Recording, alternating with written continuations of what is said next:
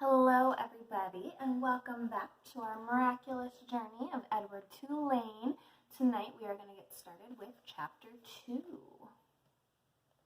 There's a nice little picture here. Alright.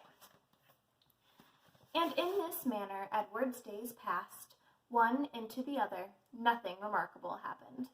Oh, there was the occasional small domestic drama. Once, while Ibatoulline was at school, the neighbor's dog, a male brindle boxer, inexplicably named Rosie, came into the house uninvited and unannounced, and lifted his leg on the dining room table, spraying the white tablecloth with urine. Then he trotted over and sniffed Edward, and before Edward even had time to consider the implications of being sniffled by a dog, he was in Rosie's mouth, and Rosie was shaking him back and forth vigorously, growling and drooling. Here is a picture of Rosie playing with Edward here. Fortunately, Ibatouline's mother walked past the dining room and witnessed Edward's suffering. "Drop it!" she shouted to Rosie, and Rosie, surprised into obedience, did as he was told. Edward's silk suit was stained with drool, and his head ached for several days afterwards, but it was his ego that had suffered the most damage.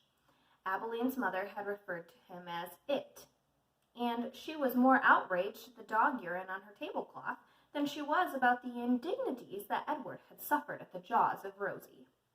And then there was the time that a maid, new to the Tulane household, and eager to impress her employers with her diligence, came upon Edward, sitting on his chair in the dining room. "What's this bunny doing here?" she said out loud. Edward did not care at all for the word bunny. He found it derogatory in the extreme.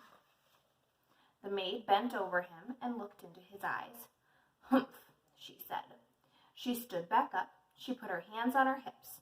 "I reckon you're just like every other thing in this house, something needing to be cleaned and dusted." And so the maid vacuumed Edward Tulane. She sucked each of his long ears up the vacuum cleaner hose. She pawed at his clothes and beat his tail. She dusted his face with a brutality and efficiency.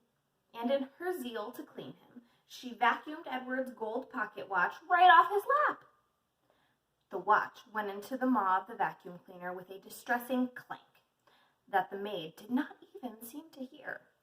When she was done, she put the dining room chair back at the table, and uncertain about exactly where Edward belonged, she finally decided to shove him in among the dolls on a shelf in Ibattouline's room. "That's right," said the maid. "There you go."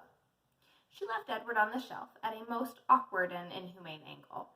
His nose was actually touching his knees, and he waited there, with the dolls twittering and giggling at him like a flock of demented and unfriendly birds, until Ibatouline came home from school and found him missing and ran from room to room calling his name.